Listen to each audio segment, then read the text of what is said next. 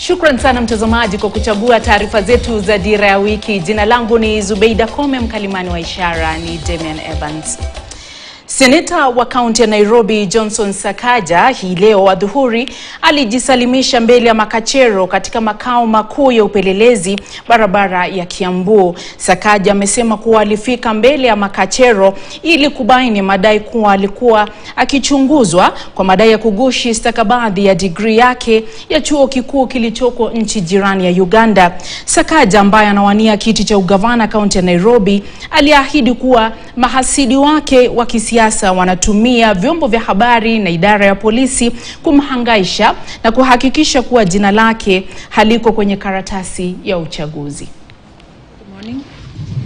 Chini ya saa 48 kabla ya jopo la tume ya IEBC la kusikiza migogoro ya uchaguzi kutoa uamuzi wake iwapo ataidhinisha seneta wa Nairobi Johnson Sakaja kuwania kiti cha ugavana kaunti ya Nairobi, Sakaja akiandamana na mawakili wake alifika katika makao makuu ya upelelezi na jinai ili kubaini mbivu na mbichi baada ya madai kuwa makachero walikuwa kimchunguza kuhusiana na madai ya kuwa alitoa stakabadhi gushi za masomo.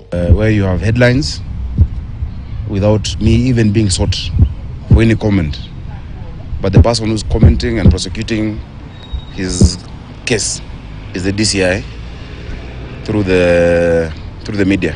If there are any investigations, I am a law-abiding citizen. I am a lawmaker.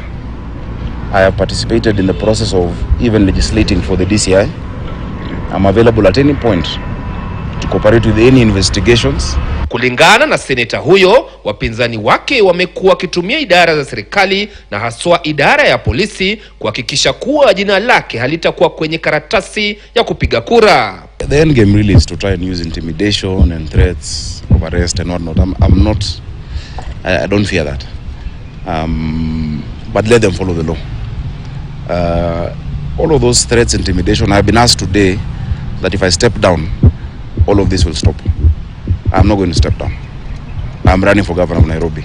Seneta Sakaja amekuwa na kibarua kigumu kudhibitisha kuwa cheti chake cha degree kutoka chuo kikuu cha TIMS nchini Uganda ni halali. I have legitimate qualifications to be the governor of Nairobi. They have tried to bully institutions to change their position. The institutions have refused because they're professional institutions. And that's why the local ones probably would have budged. That is why the CUE had the chair writing a letter, not the CEO. The CEO refused. Like, people, we want justice. And we want to do things the right way and just the honest way.